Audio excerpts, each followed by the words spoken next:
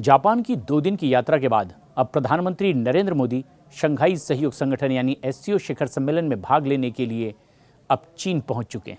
चीन के तियानजिंग शहर में ये सम्मेलन हो रहा है।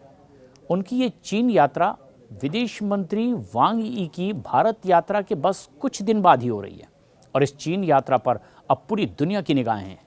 प्रधानमंत्री नरेंद्र मोदी की इस यात्रा पर सबसे ज़्यादा किसी देश की नज़र रहेगी तो वो है अमेरिका।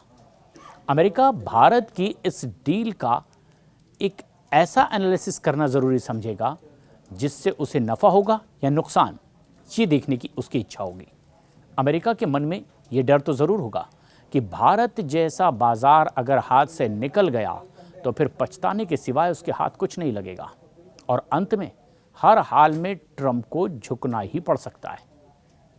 वहीं प्रधानमंत्री नरेंद्र मोदी भी चाहेंगे कि अमेरिका को भी इस बैठक में कड़ा संदेश दिया जाए और इससे पहले जापान में एक साक्षात्कार में खुद प्रधानमंत्री नरेंद्र मोदी ने कह दिया कि भारत और चीन के बीच स्थिर, पूर्वानुमानित और सौहार्दपूर्ण द्विपक्षीय संबंधों का क्षेत्रीय और वैश्विक शांति और समृद्धि पर सकारात्मक प्रभाव पड़ सकता है।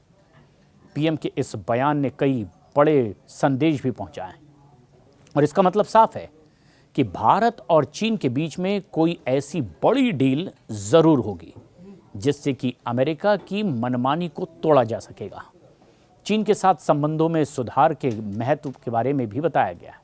प्रधानमंत्री नरेंद्र मोदी ने कहा कि राष्ट्रपति शी जिनपिंग के निमंत्रण पर एससीओ शिखर सम्मेलन में भाग लेने के लिए वो पहुंचे हैं। तियानजिंग पिछले साल कजान में राष्ट्रपति शी जिनपिंग के साथ मुलाकात हुई और द्विपक्षीय संबंधों में निरंतर सकारात्मक प्रगति भी हुई है। दो पड़ोसी और पृथ्वी के दो सबसे बड़े राष्ट्रों में से भारत और चीन के बीच स्थिर, पूर्वानुमानित और सौहार्दपूर्ण द्विपक्षीय संबंध क्षेत्रीय और वैश्विक शांति पर, समृद्धि पर सकारात्मक प्रभाव डालेंगे। बहुध्रुवी एशिया पर बहुध्रुवी विश्व के लिए महत्वपूर्ण इस बैठक को माना जा रहा है। अमेरिका से तनातनी के बाद में प्रधानमंत्री नरेंद्र मोदी चीन के साथ में एक बड़ी डील भी कर सकते हैं और इस डील में पीएम मोदी का पूरा फोकस रहेगा कि भारत के सामान को खरीदने में चीन अपनी दिलचस्पी दिखाए, क्योंकि फिलहाल भारत से चीन बहुत कम सामान खरीदता है। आंकड़ों की बात करें तो भारत ने चीन से 113.45 अरब डॉलर का सामान खरीदा है, तो वहीं चीन ने भारत से सिर्फ 14.25 अरब डॉलर का ही सामान खरीदा है और इस वजह से भारत को चीन के साथ में 99.2 अरब डॉलर का घाटा हुआ और ये घाटा लगातार बढ़ता चला जा रहा है। प्रधानमंत्री नरेंद्र मोदी तियानजिंग पहुंचे हुए हैं और सुबह सुबह ही जिनपिंग के साथ औपचारिक बैठक भी होगी।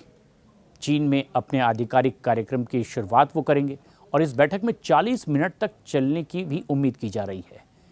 चर्चा में कई अहम बातें सामने आ सकती है, लेकिन एससीओ की मुख्य बैठक सोमवार को होगी। एससीओ शिखर सम्मेलन प्रधानमंत्री नरेंद्र मोदी की 7 वर्षों बाद चीन की पहली यात्रा होगी, क्योंकि दोनों देश 2020 में सीमा पर हुई घातक झड़पों के बाद में तनाव को कम करने की कोशिश लगातार जारी रखे हुए हैं और पीएम मोदी ने पिछली बार रूस के कजान में ब्रिक्स शिखर सम्मेलन के दौरान शी जिनपिंग से मुलाकात की और पुतिन के साथ मंच साझा किया था, जबकि पश्चिमी नेताओं ने यूक्रेन में युद्ध को लेकर के रूसी राष्ट्रपति से दूरी बना ली थी। लेकिन अब चीन के दौरे पर प्रधानमंत्री नरेंद्र मोदी जब शी जिनपिंग से बातचीत करेंगे तो माना जा रहा है कि न सिर्फ दोनों देशों के बीच एक नए रिश्ते की शुरुआत होगी, बल्कि एक वैश्विक शक्ति संतुलन को भी दुनिया के सामने रखा जाएगा और ये सीधा संदेश होगा ट्रंप के लिए।